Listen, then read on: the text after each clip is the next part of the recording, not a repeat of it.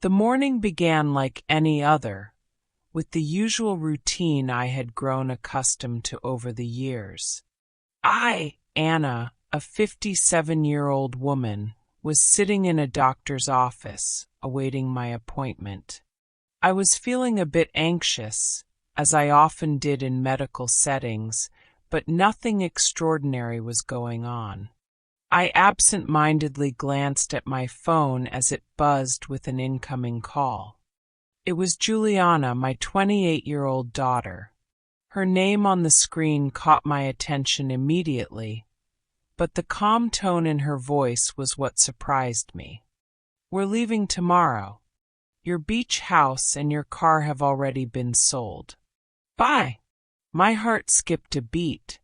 I was frozen, unable to comprehend what she had just said.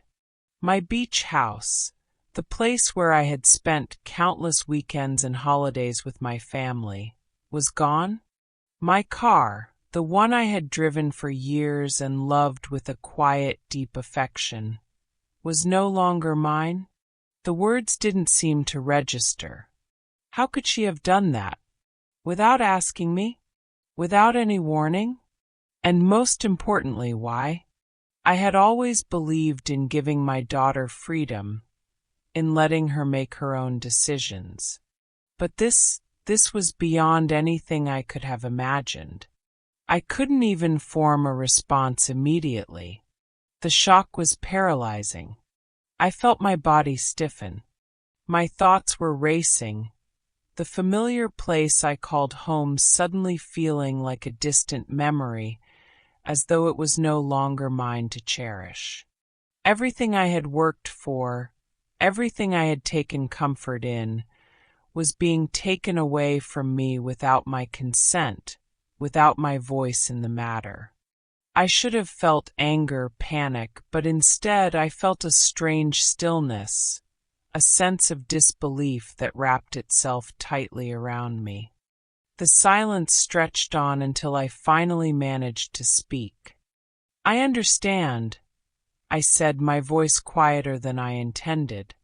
I needed to buy time, needed to gather myself before responding further. "But you forgot one thing." On the other end of the line, I could hear her pause. It was almost as though she were waiting for more. "What?" she asked, her tone curious but distant. I swallowed hard. The words that followed felt foreign, as though they weren't coming from me at all. "You forgot to tell me why." I wasn't sure where that came from. I wasn't sure what I had hoped to hear. But somehow it felt like the right thing to say. Something wasn't adding up. There had to be a deeper reason behind her actions, and if she couldn't articulate it right now, I had to find a way to get to the bottom of it. I needed to understand.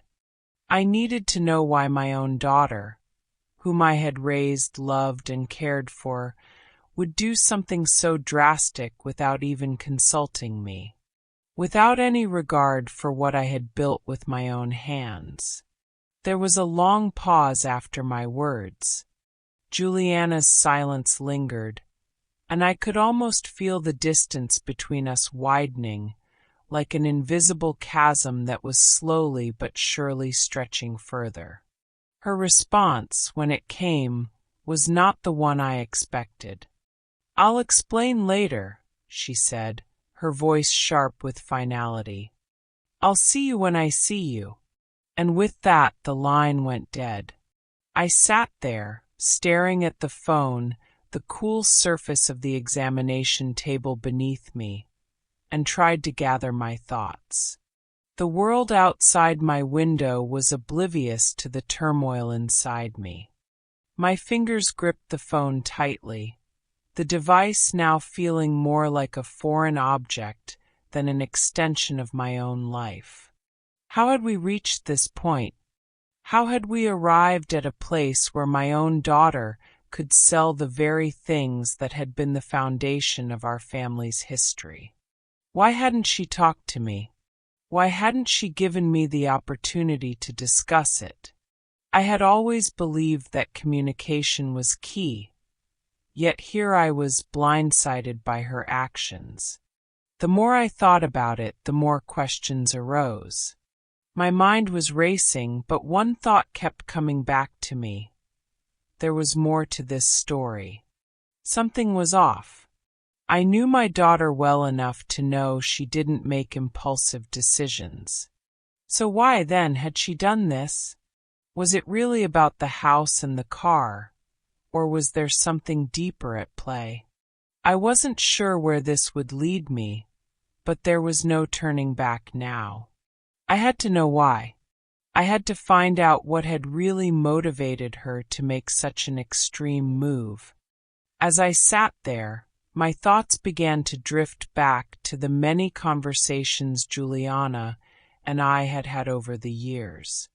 The long talks, the moments of closeness, and also the many silences that had defined much of our relationship. I had always tried to be a good mother, but looking back, I began to realize that somewhere along the way, I had failed to truly understand her. We had grown apart in ways I hadn't even noticed, too caught up in our own lives to see the cracks forming between us. I thought about the day she had left home, the day she had made the decision to go to college far away, and how I had resisted it. I had wanted her to stay closer, to keep the family unit intact. But Juliana had been strong-willed, determined to carve her own path. I had respected that, of course, but I had also felt a sense of loss. It was as if the moment she left, I lost my grip on something important, something that had once anchored me to my role as a mother. And now I was starting to realize that perhaps this had been building up for years. Her leaving had been the first sign that I wasn't as central to her life as I had thought. But I hadn't understood it then. I hadn't realized that her need for independence had been part of a much larger shift. A shift that was culminating now in her decision to sell the very symbols of my past. Was she angry at me? Had I hurt her in ways I didn't even know? Was this her way of getting back at me for all the ways I had failed her? The questions piled up, and I felt more and more lost in the sea of uncertainty. But as the minutes ticked by, something inside me started to shift. There was a truth to be uncovered, and it was my responsibility to uncover it. I had no idea what I would find, or if I would even like what I discovered, but one thing was clear. I couldn't let this go. I had to understand what had led us to this moment. And so in that moment I made a decision. I would confront Juliana.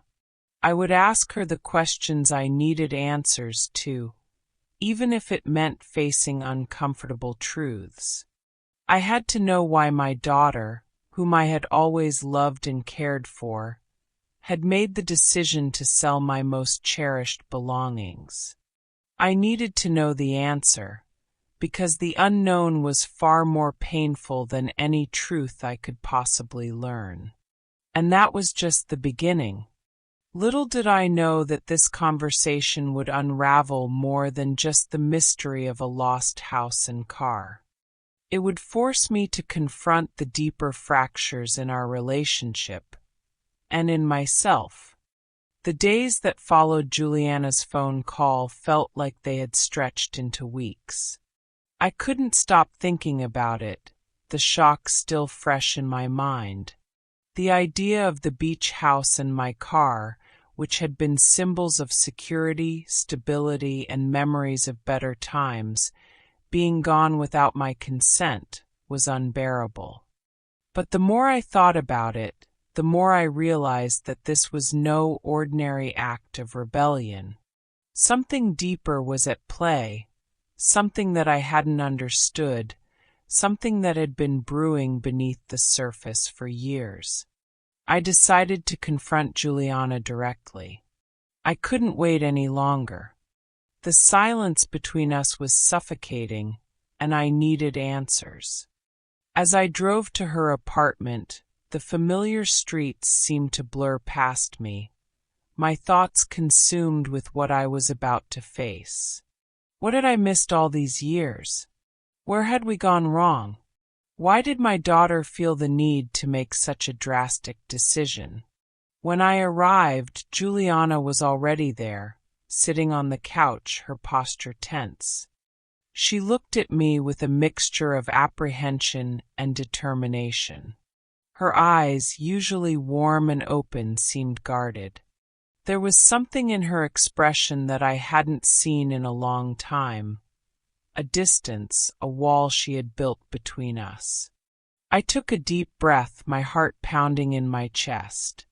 I had so many questions, and I knew that the conversation ahead would be difficult. But it had to happen. Juliana, I began, trying to keep my voice steady. I need to understand why you did this. Why did you sell the house and the car without telling me? She didn't immediately respond, and for a moment, I feared she might not give me the answers I so desperately needed. The silence between us felt heavy, but eventually she spoke, her voice low, almost apologetic. "Mom," she said softly, her gaze dropping to the floor. "You don't see it, do you?" I frowned, confused. "See what?" She finally looked up at me, her eyes a mix of frustration and sadness. "You've been holding on to that house and that car for so long. You've been holding on to the past, and it's been eating away at you." Her words struck me like a slap to the face. I opened my mouth to protest, but she held up her hand, silencing me. "No, let me finish," she continued. "You're living in the past, Mom. I sold the house and the car because I needed you to let go. You've been clinging to them like they're the only thing left of Dad, like they're the only thing that keeps you anchored. But the truth is, you're not living, you're just surviving. I did this for you. I needed you to see that." Her words were sharp, but they were true. She wasn't yelling. She wasn't angry. She was simply telling me what I needed to hear, and it hit me harder than any accusation ever could. "I thought you'd be upset," she went on, her voice quieter now, "but I also thought you'd see that it's time to move on. The house isn't Dad anymore. The car isn't Dad. They're just things. And you've spent so much time holding on to them that you've forgotten how to live." I felt a lump form in my throat. I wanted to argue, to say that I wasn't living in the past, that I had just been holding on to memories because they were all I had left. But deep down I knew she was right. I had been trapped by the life my husband and I had built together. Trapped by my memories of a time when I wasn't alone. Trapped by the things that I thought would keep me grounded. Her words were painful to hear, but I couldn't deny the truth in them. For years, I had let my grief over losing my husband define me. I had allowed myself to live in a shadow of the past, to carry around things that were reminders of a life that was no longer mine to live. And I had done the same with my daughter, holding on to her, trying to protect her from making the same mistakes, never truly understanding that she was growing into her own person, separate from me. "Do you hate me for doing this?" she asked quietly, her voice tinged with vulnerability. I sat down beside her, suddenly feeling exhausted, both emotionally and physically. "No, Juliana, I don't hate you," I said, my voice breaking. I'm just hurt. I don't know how to let go. I didn't realize how much I was holding on to. It's hard to accept that I can't keep everything the way it was." Juliana's expression softened. I know it's hard, Mom, but you can't keep living in the past. You have to start living for yourself, for who you are now, not for who you were when Dad was here. Her words cut through me, and for the first time in years, I allowed myself to feel the weight of what she was saying. I had been living for memories, for things, for a version of myself that no longer existed. But in doing so, I had been shutting out the present, and worse, I had been shutting out my daughter. I hadn't seen it before, but Juliana had been right all along. She had been trying to wake me up, trying to get me to see that I was holding on to things that were no longer serving me. Things that were only keeping me trapped in a cycle of grief and stagnation. I looked at her, my heart heavy with emotion. I'm so sorry, Juliana. I'm sorry I didn't see it before. I've been so focused on keeping everything the same, keeping everything familiar, that I forgot how to live. I forgot how to be present with you. Juliana smiled softly, her eyes brimming with tears. It's okay, Mom. I just want you to be happy. I want you to start living again. We sat there in silence for a while, both of us lost in our thoughts. The weight of the conversation hung between us, but for the first time in a long while, it felt like a weight had been lifted. The tension that had been building up between us for years was slowly starting to ease. There was a long way to go, but this was the first step.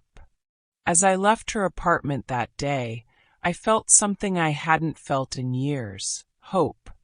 Hope that I could let go of the past. Hope that I could rebuild my life, not as a widow living in memories, but as a woman who still had much to give. It wouldn't be easy, but it was a start, and maybe that was all I needed. The conversation with Juliana left me in a whirlwind of emotions. For days, I couldn't stop thinking about everything she had said. My mind constantly returned to her words. You've been holding on to the past, Mom.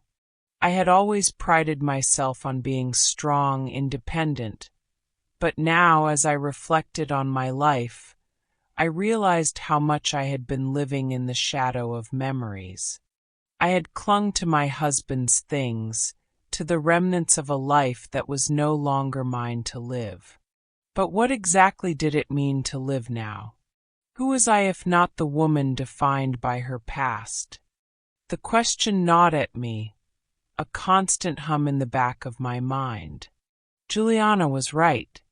I had let grief define me, let my loss control the way I saw the world. But how did I step out of it? How did I untangle myself from the bonds I had unknowingly tied around my heart? After our conversation, I knew I had to confront my own fears. I needed to stop hiding behind the house, the car, the remnants of a life that I wasn't living anymore. But the question remained, what did I have left?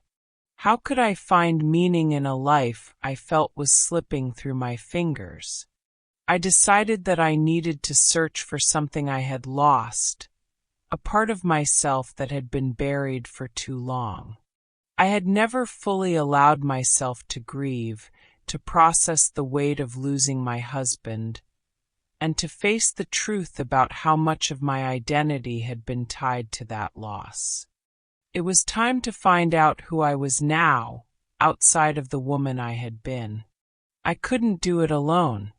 I realized I had to seek help, but the thought of reaching out to others to share my pain and vulnerability made my chest tighten with anxiety. My social circle had shrunk over the years, and the thought of asking for help felt like an admission of failure. But it was clear that I couldn't keep running from myself. I made an appointment with a therapist. At first, the idea of sitting in a room with a stranger, pouring out my soul, seemed ridiculous. But after a restless night, I knew it was the right thing to do. It wasn't about fixing the past.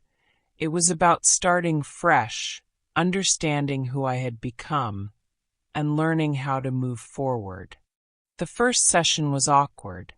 I fumbled over my words, unsure of how to express the deep-rooted pain that had been festering for so long. The therapist, a woman named Dr. Emily, listened intently, nodding occasionally. There was no judgment in her eyes, only understanding. Her calm presence helped me feel a bit more at ease, though the floodgates didn't immediately open. "Tell me about your relationship with your daughter," Dr. Emily asked after a few moments of silence. I hesitated, unsure of where to begin. The truth was, my relationship with Juliana had always been complicated. I had loved her fiercely, but I had never been able to fully connect with her in the way I had hoped. I wanted to protect her, to keep her close, but somewhere along the way, I had missed the cues. I had missed the signs that she was becoming her own person, with her own dreams and desires. "I've always wanted what was best for her," I said quietly, "but I think I've smothered her. I didn't know how to let go when she wanted to grow up. And now, with everything that's happened, I don't know how to fix it." Dr. Emily nodded, as though she understood exactly what I was saying. Sometimes, in our attempt to protect those we love, we hold on too tight. We forget that they need to make their own choices, even if those choices hurt us. "It sounds like Juliana is trying to show you something important." I took a deep breath. "She sold the house and the car. She said I was holding on to them, to the past. I didn't realize how much I was tied to those things until she took them away. It feels like I've lost everything." "But have you really lost everything?" Dr. Emily asked.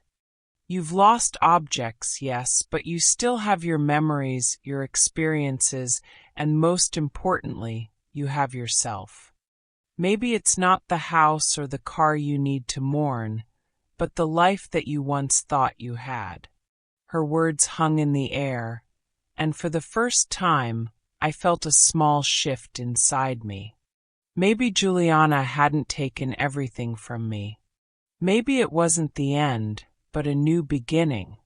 I left the session feeling a bit lighter, as though I had unlocked a door I had been keeping shut for far too long. But I knew it wasn't enough to simply talk about it. I had to take action. I needed to make changes in my life, to start letting go of the past and embrace the present. I knew it wouldn't be easy, and I wasn't sure exactly how to do it. But I had to try. The following week, I decided to take a trip to the beach. The place I had once called home felt like a distant memory now, but I needed to reconnect with it. Not for the house or the things, but for the feeling it had once given me. I needed to remember who I was when I was there, when I wasn't consumed by loss. Through my hair. For the first time in a long time, I felt a strange sense of peace. The world was still moving, still going on, and I was still a part of it. I didn't have to hold on to the past to be a part of it. I could choose to live, to experience, to grow. The beach didn't feel like home anymore, not in the way it used to. But it felt like a place of possibility, a place where I could start anew. As I walked along the shore, I thought about Juliana.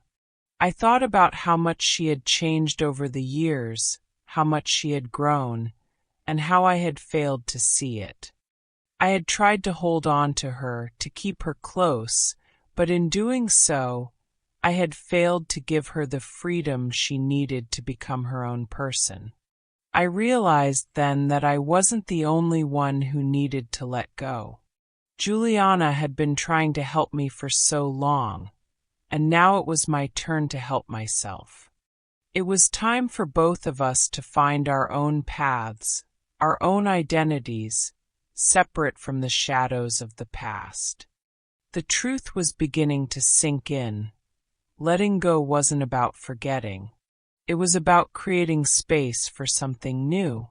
It was about living. And maybe, just maybe, I was ready to do that. The days after my trip to the beach were quiet, introspective. I found myself thinking a lot about my conversation with Juliana, as well as my therapy sessions with Dr. Emily. It was as if a fog had begun to clear, and for the first time in years, I was starting to see things more clearly. But despite the sense of clarity, something was still unsettled in me. My heart still carried a weight, the weight of the years lost, of the things I hadn't said, the things I had overlooked. And most of all, the weight of not knowing how to bridge the gap between Juliana and me. I couldn't ignore the tension that still hung between us. It had been weeks since the phone call, and though we had spoken occasionally, I could sense the distance. Juliana was trying to give me space, to let me process what had happened, but I knew that if we didn't address it soon, things might get worse. That evening I called her. My hand shook slightly as I held the phone to my ear, unsure of what to expect. "Hey, Mom," Juliana answered, her voice warm but guarded. "How are you?" I paused, gathering my thoughts. "I've been thinking," I began carefully, "about what you said, about everything. And I'm starting to understand." There was a slight hesitation on her end, then a soft sigh. "I didn't want to hurt you, Mom. I just wanted you to see things clearly." "I know," I said quietly, feeling the tightness in my chest loosen just a little. "I see that now, but I still don't understand everything. And I need to." There was a long pause before she responded, her voice quieter now. "What do you need to understand?" "I need to understand why you felt the need to go so far. To sell the house and the car. Was that really the only way to get me to see it?" My words were careful, not accusing, but they still carried a weight of hurt. Juliana was silent for a long moment, and in that silence, I could hear the strain in her voice when she finally spoke. "Mom, I've been trying to tell you for years, but you never listened. You kept pretending that everything was okay, that you could just hold on to things and everything would stay the same. And you were so busy trying to protect me, trying to make everything perfect for me, that you didn't see how much I was suffocating." Her words pierced through me, sharper than I had anticipated. For a moment I felt a wave of guilt, but I refused to let it overwhelm me. I had to listen, truly listen, if I wanted to understand. "I don't know how to explain it," she continued, her voice thick with emotion. "But I've felt this disconnect with you for so long. And when you wouldn't let go of the past, it felt like you weren't really living, like you were stuck in a time when everything made sense. But that time is gone, Mom. And I had to make you see that. I had to make you realize that your life could still have meaning, even without the things you've been holding on to." I sat down on the edge of my bed, overwhelmed. I hadn't realized how much Juliana had been carrying. I had always thought I was protecting her, doing my best to shelter her from the pain that I felt, but in doing so, I had inadvertently built a wall between us. I had kept her from living her own life, from making her own decisions. "Juliana, I'm sorry," I said, the words feeling both inadequate and necessary. "I've been so focused on holding everything together, on trying to keep what was familiar, that I didn't see what was happening to you. I didn't see that I was pushing you away. Juliana let out a slow breath. I know you didn't mean to, and I know you were just trying to protect me, but I'm not a little girl anymore. I needed to find my own way, and I needed you to let go, to trust me enough to let me make my own choices. I closed my eyes, feeling the weight of her words settle deep within me. I had always tried to protect her, but in doing so, I had never given her the space to grow. I had kept her too close, too tethered to me, and it had cost us both. There was a moment of silence between us, and then I spoke again, my voice softer. So, selling the house and the car, that was your way of helping me see it. Juliana was quiet for a moment, as though contemplating how to respond. I didn't want to hurt you, Mom, but I felt like you wouldn't listen to anything else. I didn't think you'd see it any other way. I wanted to show you that there's more to life than holding on to things. And maybe it was also about me letting go too. Her words left me stunned. I realized then that this wasn't just about me. This was about both of us, about her letting go of the idea that she had to be the perfect daughter, the one who could fix everything. It was about both of us facing our fears of change and uncertainty. I understand now, I said quietly. I understand why you did it, and I'm sorry it took me so long to see it. Juliana's voice softened. I don't want us to be distant, Mom. I just want us to be real with each other, to stop pretending that everything is okay when it's not. I want that too, I replied, my voice steady now. I want to be real with you.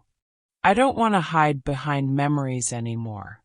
I want to be present. For you. For me. For the first time in years, it felt like we were finally on the same page. The tension between us wasn't gone, but it had shifted. We were both beginning to see each other for who we truly were, flawed, struggling, but still trying to move forward.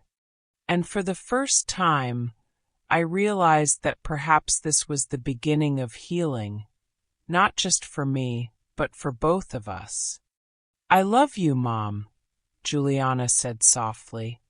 I love you too, Juliana, I answered, my voice full of sincerity. And I'm sorry. For everything. As I hung up the phone, I felt a strange sense of calm settle over me. The road ahead wouldn't be easy, but for the first time in a long time, I felt like I was walking it with my daughter. And together, maybe we could both begin again. The weeks after my confrontation with Juliana were a mixture of silence and small victories. There were still moments of tension between us, but I felt something shifting, something within me that I couldn't ignore. I wasn't sure if it was a glimmer of hope or just the passing of time, but I felt lighter somehow, as though I was waking up from a long, numbing sleep. Yet, there were still questions I hadn't fully confronted.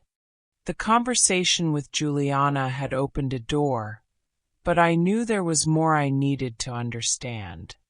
It wasn't just about letting go of a house or a car. It was about letting go of the identity I had created for myself. The version of me that had been defined by my grief, by my loss, by the things I had been holding on to.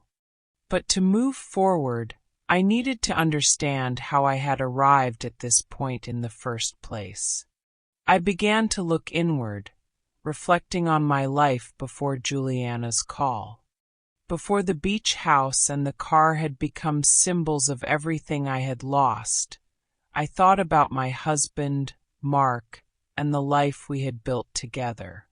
I could still see his face clearly, hear his laugh echo in my memories. It was impossible to think of the beach house without him, or the car without remembering the road trips we had taken when we were younger, when everything seemed so much simpler. But when Mark died, something inside me broke. I never allowed myself to truly grieve, not the way I should have. I pushed my pain aside, telling myself that I had to stay strong for Juliana, that I couldn't afford to crumble. It was easier to focus on the things we had built together than to face the emptiness of losing him. I clung to the house, the car, the memories, because they were all that I had left of him. I spent hours sifting through old photos, each one a snapshot of a life that felt like it belonged to someone else.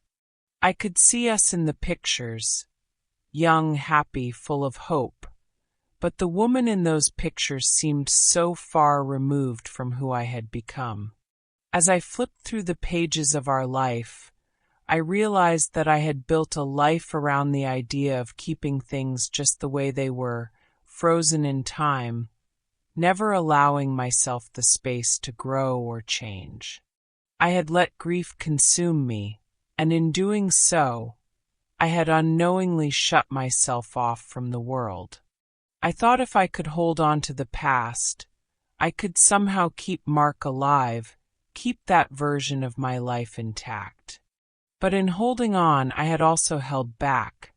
I had suffocated my own ability to move forward, to see that life was still unfolding, still capable of beauty and joy, even without Mark.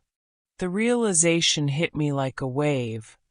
I wasn't just grieving the loss of Mark. I was grieving the woman I had once been, the woman who had been full of life, full of possibility. Somewhere along the way, I had lost her. I had allowed the grief to define me, to shape me into someone who couldn't move, couldn't breathe, couldn't change. That's when I realized I had to face my past, not just the memories of Mark, but everything that had led me to this point. My fears, my insecurities, the ways I had allowed my past to dictate my present. I needed to face it all, to unpack the layers of pain, guilt, and fear that had been weighing me down. Only then could I begin to heal, to build a future that wasn't haunted by the past. I scheduled another session with Dr. Emily. This time I came prepared. I knew there was no quick fix, no easy answer. But I needed to start somewhere, and I needed to start by speaking my truth, by confronting the things I had buried for so long. When I walked into her office, I could feel the difference in myself. I wasn't the same woman who had walked in a few weeks ago. I felt more open, more aware, more willing to face the discomfort. "I've been thinking," I began, my voice steady, "about how I've been living my life, about the things I've been holding on to. And I've realized that I've been avoiding something, avoiding grief, avoiding change. I've been hiding behind the memories of my husband, of the life we had, and I haven't allowed myself to move forward." Dr. Emily nodded, her eyes compassionate. "That's a powerful realization, Anna. The past has a way of shaping us, but it doesn't define who we are now. And it's okay to mourn, to feel the loss. But it's also important to give yourself permission to let go, to create space for new things." I took a deep breath. "It's hard," I admitted, the words coming out in a rush. "I've spent so long holding on to the past, to the point where it's become my identity. I don't know who I am without it." Dr. Emily gave me a gentle smile. "That's the hardest part, isn't it? Letting go of who we were to become who we are meant to be. But the truth is, Anna, you don't have to let go of the love you had for Mark or the memories you shared. You just need to stop letting them control you. You can hold those memories in your heart, but they don't have to be the lens through which you view the world." Her words resonated deeply with me. I could feel the truth of them settle in my chest. The house, the car, the memories, none of them had to be chains that held me back. I could carry them with me, but they didn't have to define me. And in that moment, I realized that Juliana had been right all along. She hadn't taken my past away from me. She had given me the chance to let go of the things that were holding me hostage. She had shown me that there was a world beyond the grief, beyond the past, waiting for me to embrace it. As I left Dr. Emily's office that day, I felt lighter, as though a weight I hadn't even realized I was carrying had finally been lifted. There was still work to do, still healing to be had, but for the first time in years, I felt like I was stepping into the light, ready to live again. The days that followed my session with Dr. Emily felt like the first few moments of waking up after a long, restless sleep. I was starting to see the world around me again, but it wasn't the world I had known before. It felt new, different, unfamiliar. For the first time in a long time, I didn't feel consumed by the weight of my grief. It was as if the fog had finally begun to lift, revealing a path I hadn't seen in years. But even though I felt this new clarity, I knew that change wouldn't come overnight. I had spent so long living in the past that it wasn't going to be easy to shift my mindset, to reshape my identity. The road ahead seemed long, filled with both promise and uncertainty. I decided to start small. The first step was to take better care of myself.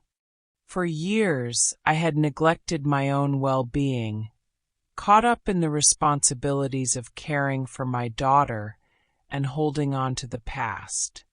I had stopped exercising regularly, neglected my health, and spent more time buried in memories than living in the present. It was time to change that. I signed up for a yoga class. At first, it felt like a daunting task.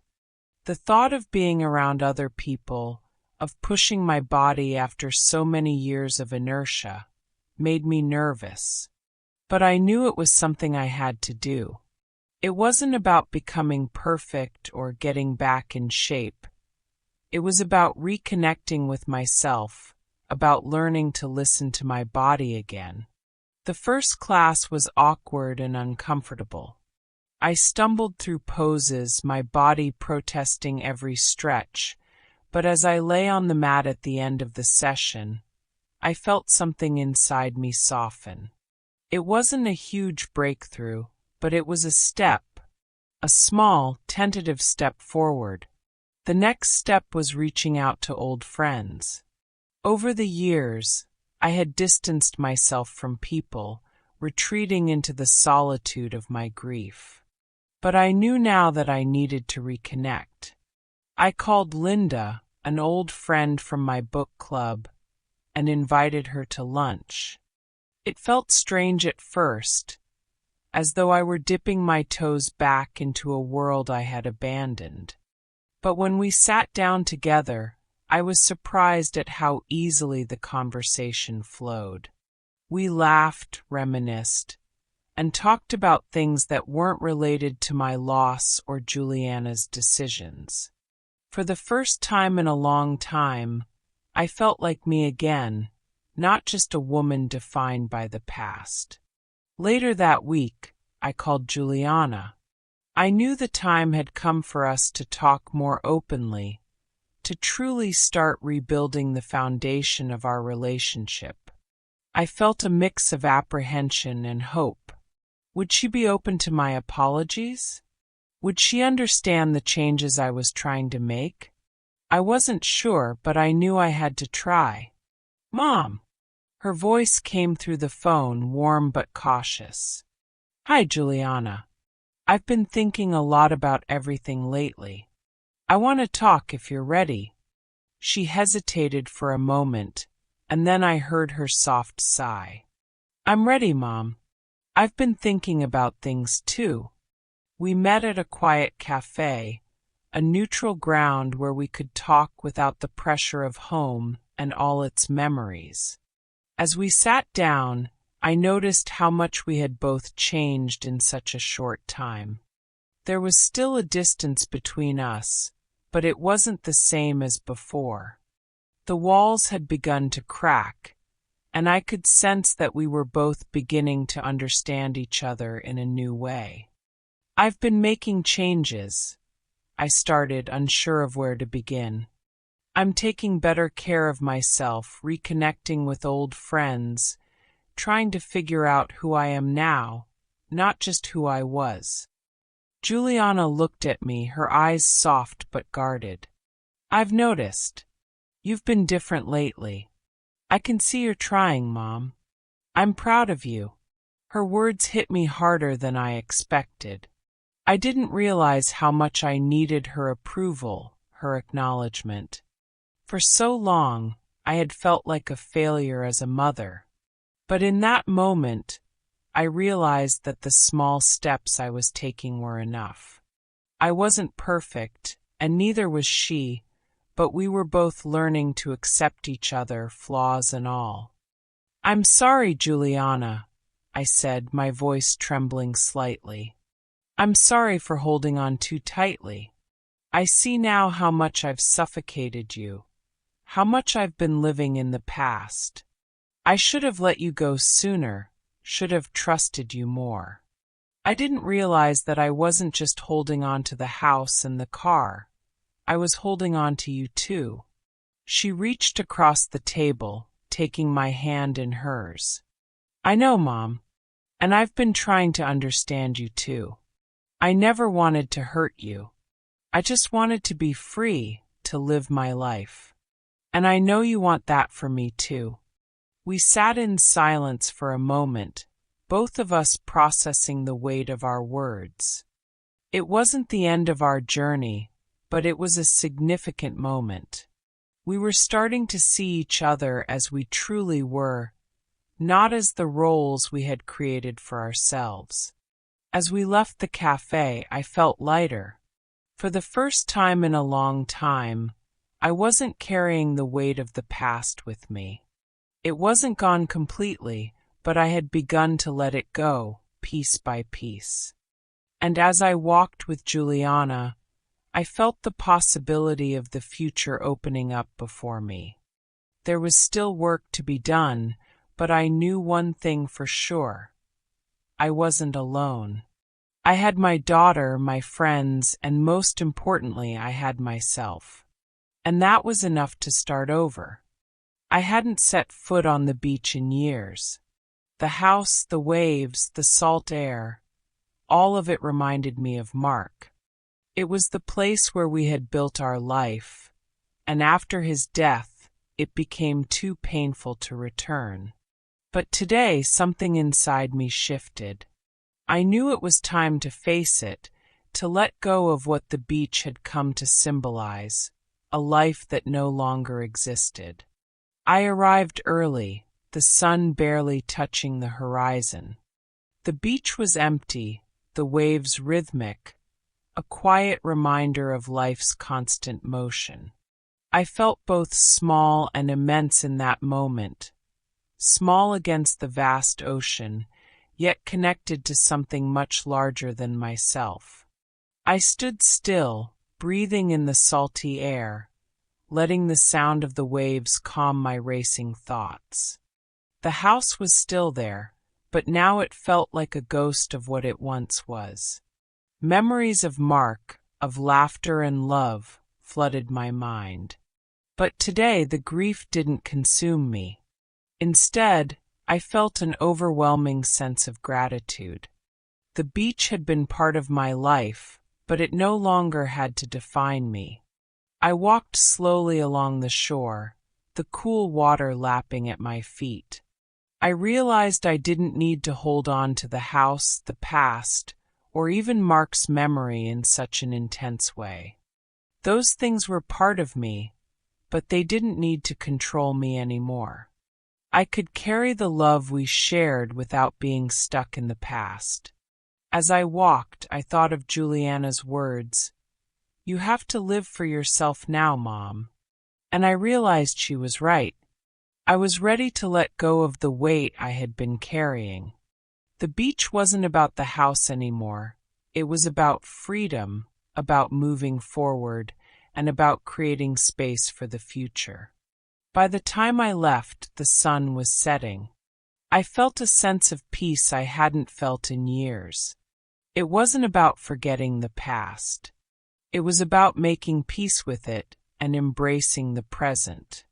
The future, though uncertain, now felt full of possibility. After my visit to the beach, something shifted within me. It was like a new chapter had opened.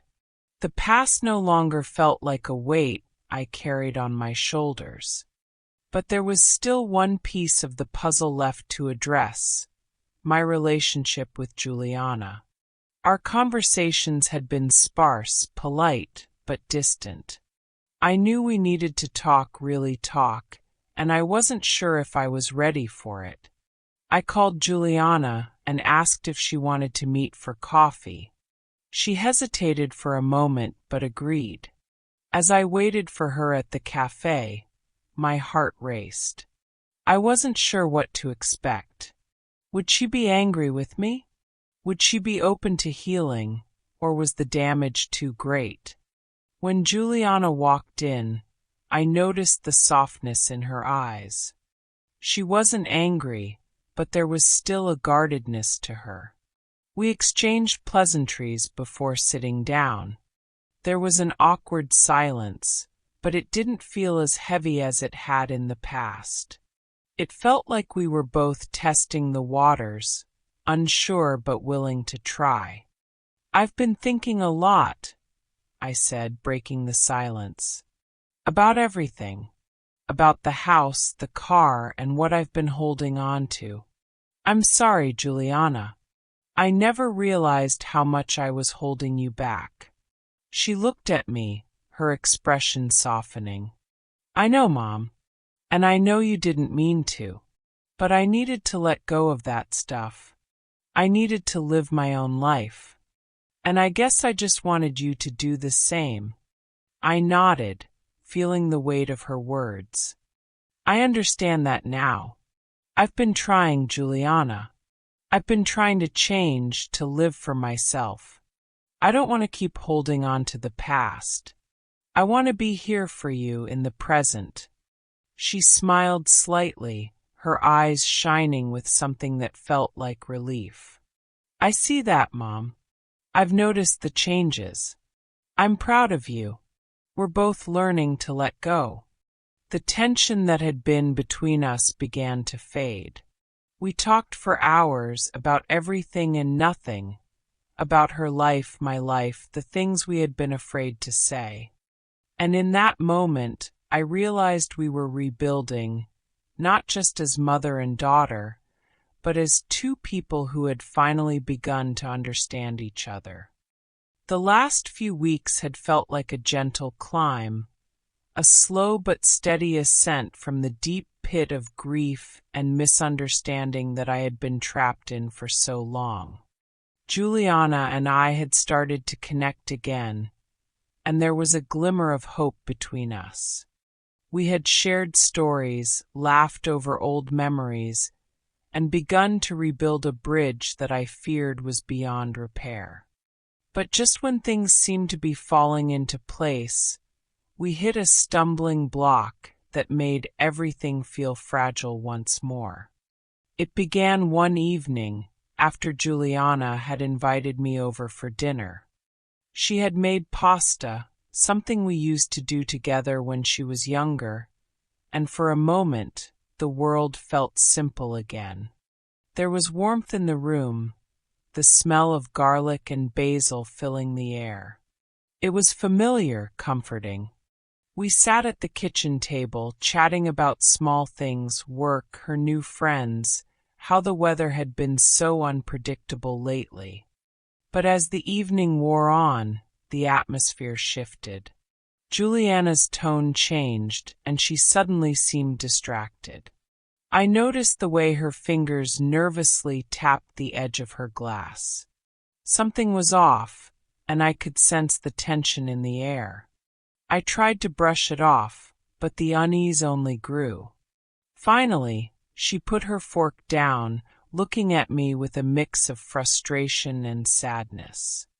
"Mom, we need to talk about something," she said, her voice quiet but firm. My heart sank. I had hoped that we were past the difficult conversations, that we had already worked through the hardest parts. But I could see in her eyes that this was something deeper. "Of course," I said, trying to keep my voice steady. "What's going on?" She took a deep breath, clearly struggling to find the right words. "I've been thinking a lot about everything," she began. "And I know you've been trying, Mom. I really do. But I need to be honest with you." I braced myself for what was coming. "What is it, Juliana?" She looked down at her hands, her fingers twisting nervously. "I think you still don't really get it. You're trying, but it feels like you're doing it for me, not for yourself. You're still holding on to things, holding on to the idea of what we were, instead of just living. You're still clinging to the past." The words hit me like a wave crashing against a rock. I felt a sting, a sharp pain in my chest, but I didn't let it show. I had worked so hard to make progress, to show Juliana that I was moving on, that I could live for myself. But now it seemed like my efforts weren't enough. It felt like I had been walking a tightrope, and one wrong step had sent everything crashing down. "I'm not doing it for you, Juliana," I said quietly, trying to keep my emotions in check. "I'm doing it for me. I'm trying to find myself again." She shook her head. "It's not enough, Mom. You can't just keep going through the motions, pretending like you're okay. You need to make real changes, and I don't think you're really there yet. I need you to be fully present for both of us." I felt my throat tighten. I didn't want to believe what she was saying, but a part of me knew it was true. It was easier to live in the idea of change than to actually face it, to confront the uncomfortable reality that I was still holding on to things, to expectations that weren't serving me. "I know I have a lot of work to do," I said, my voice wavering slightly. "But I'm trying. I want to be here, really here for you. I want to do better." Juliana looked at me for a long time, her eyes softening, but the frustration was still there. "I know you're trying, but sometimes it feels like you're only doing it because you think you should. It's not about what I want, Mom. It's about you finding yourself again. For you, not for anyone else."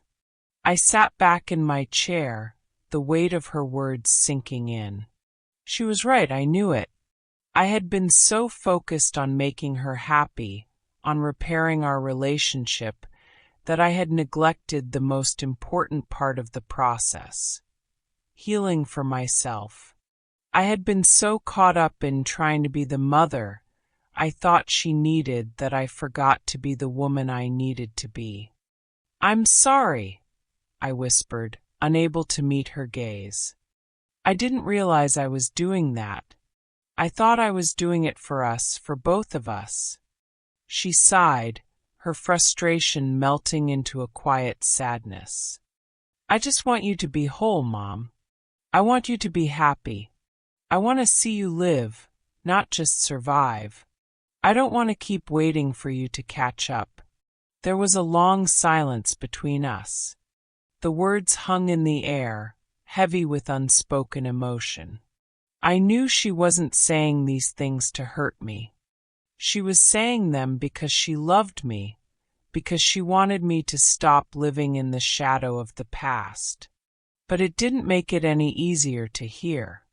"I don't know how to fix this," I said quietly, my voice breaking. "I don't know how to be who I was before. I don't know how to be whole again." "You don't have to go back to who you were, Mom," Juliana said softly. "You just have to be who you are now, even if it's hard, even if it's messy. But you have to do it for yourself. You can't keep waiting for things to go back to the way they were." Her words cut through me. She was right. I couldn't keep pretending that I could return to the way things were before Mark's death. I couldn't keep trying to live in the shadows of memories. I had to face the reality of who I was now and who I could become. "I'm sorry, Juliana," I said, my voice filled with remorse. "I know I've been stuck, and I didn't even realize it. But I promise you I'll keep trying. I won't stop." She nodded, but I could see the doubt in her eyes. "I hope so, Mom. I really do." The days following our difficult conversation were a quiet, reflective time. I couldn't deny the truth of Juliana's words. She was right. I had been so focused on repairing our relationship that I hadn't truly focused on myself. I was still trying to fix everything, to make up for the years I had lost in grief, instead of healing on my own terms.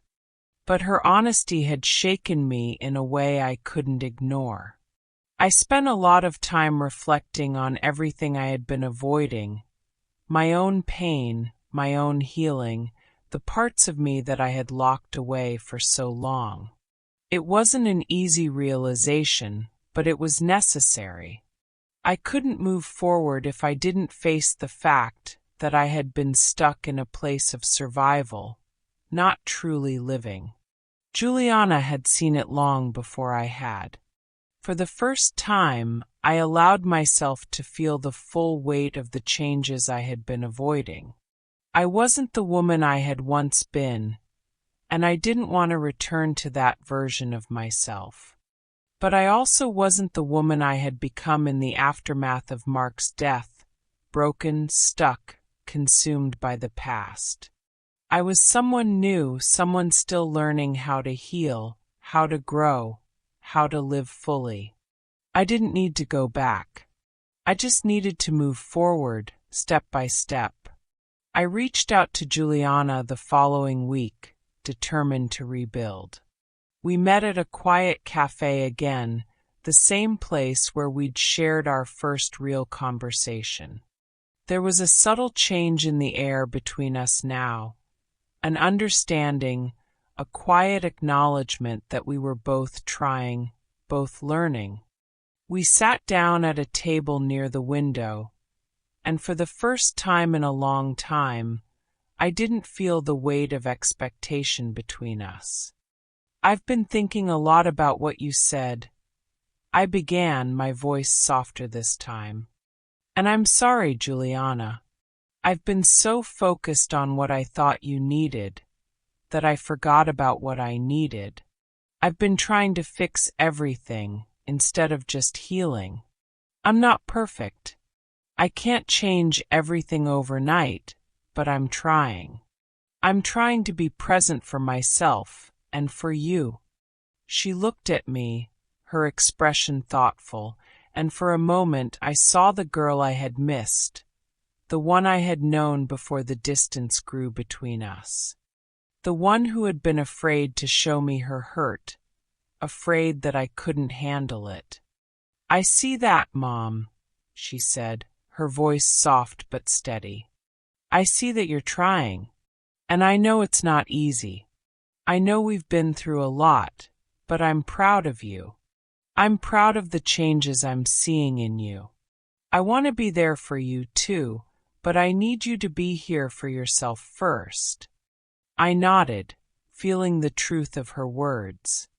She wasn't asking for perfection, and neither was I.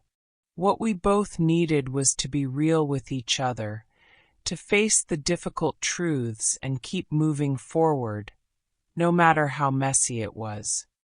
I've learned a lot about myself, Juliana, I continued. And I think we're both learning to let go of things that don't serve us anymore. We don't have to be perfect, but we have to be honest. I'm ready for that. I'm ready to be the person I need to be, not for anyone else, but for me. She smiled, a small, genuine smile that felt like the first real one we had shared in ages. That's all I've ever wanted, Mom. For you to be happy. For you to find yourself again. The weight of her words settled into my chest, a sense of calm replacing the uncertainty I had carried for so long. The path ahead was still unclear, but in this moment I felt more grounded than I had in years. The connection we shared was no longer defined by grief or fear, but by something deeper, a mutual respect for the journey we were both on. I'm here, Juliana, I said, my voice steady now. And I'm not going anywhere. We'll figure this out together. We spent the rest of the afternoon talking about everything and nothing. The conversation was easy, natural, the way it should have always been. We were no longer bound by the past, but instead we were building something new, something based on understanding, honesty, and the willingness to grow. As I walked back to my car, I felt a sense of peace that I hadn't known in years. The past would always be a part of me, but it no longer had to define me. I wasn't the woman I had been when Mark was alive, but I was no longer the woman who had been stuck in the past either. I was someone new, someone who had learned to let go and to live in the present. And for the first time in a long time, I was ready to embrace the future, whatever it might bring. Not for Juliana, not for anyone else, but for me.